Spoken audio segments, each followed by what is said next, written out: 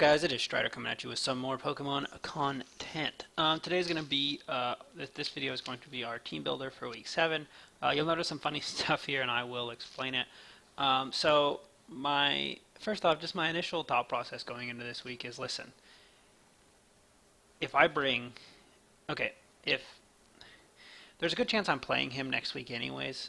Some stuff has to go right for the other opponents, the other people in the game in order for him to not make the playoffs. But he right now is in the driver's seat going into this game, to make the playoffs, make the 4 seed. And I'm guaranteed the 1 seed into the 4 seed. So my thought process is, look, if I win and bring a real team, he still might make it anyways. Like, even if I 6-0 him, he still has a pretty good chance of making it. So there's a good chance that I'm playing him no matter what.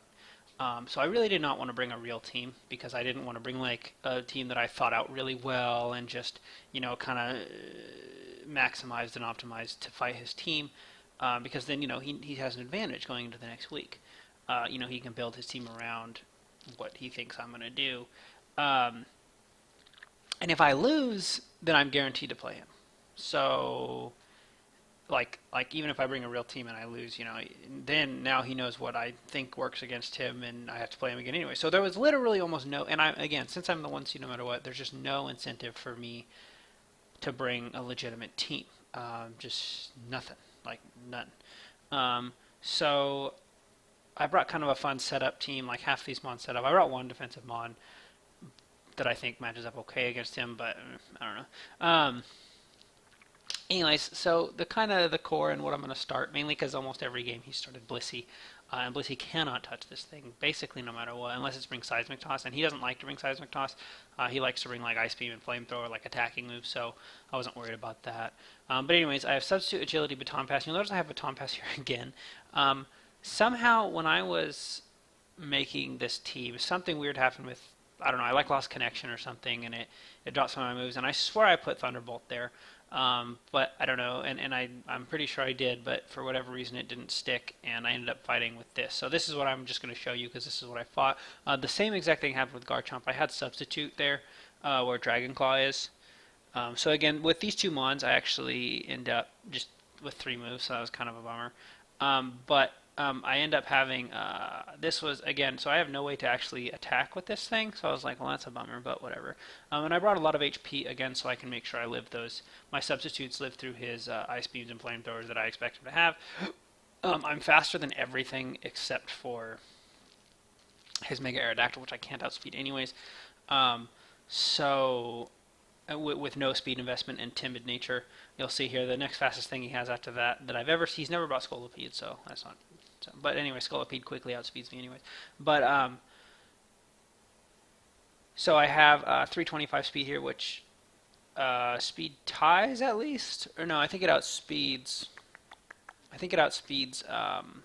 Mega, or not Mega, just Haxorus.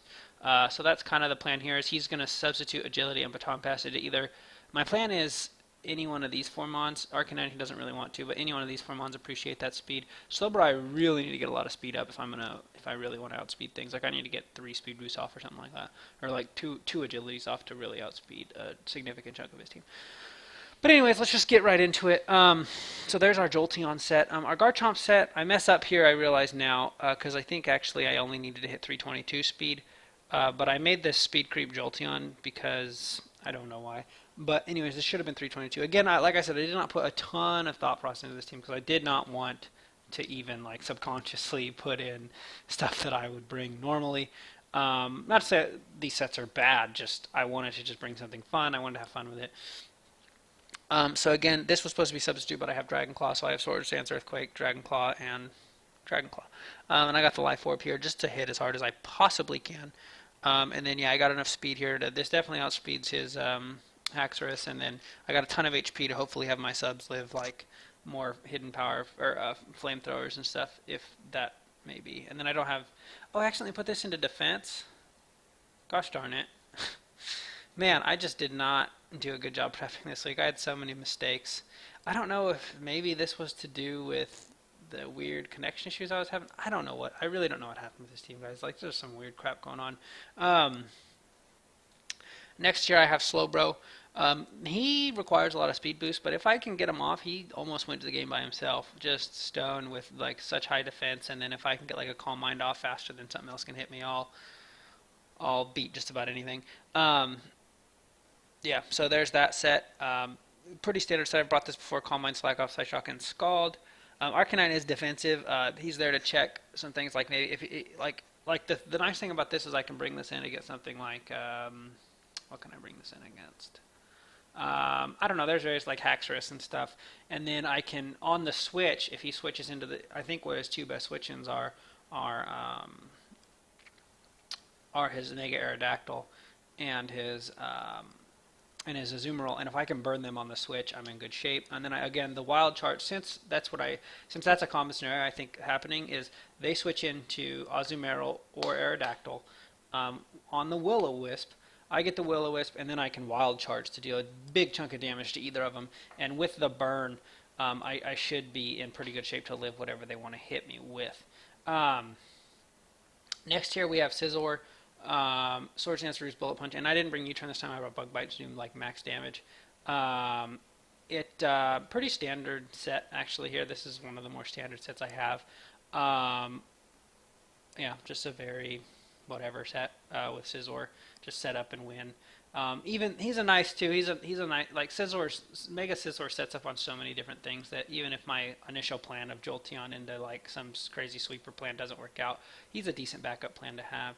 And then Togekiss here. Togekiss is I have it as max HP, max special attack with no speed because after an agility or two he outspeeds pretty much everything on his team anyway, so I wasn't worried about that. And then Nasty Plot, Aura Sphere, Dazzling Gleam, and Roost if I need to just heal up. Again, I don't have any secondary effects, so no point in bringing Serene Grace here. Yeah, and then just a bunch of special attack. This thing has a good chance of sweeping. It just does. It hurts his team so much. Just Fairy plus fighting coverage. I don't even think he has anything on his team that resists both. I guess Scolipede, but again, I have not seen him bring Scolipede. And I don't know if he would just hard switch into Scolipede anyways, considering Togekiss could very well be packing Air Slash and probably definitely one-shot him after a Nasty Plot especially. Yeah, so this is the team here. It's just kind of a fun team. Again, just set up and try to win. We'll see how it works, though, in the game.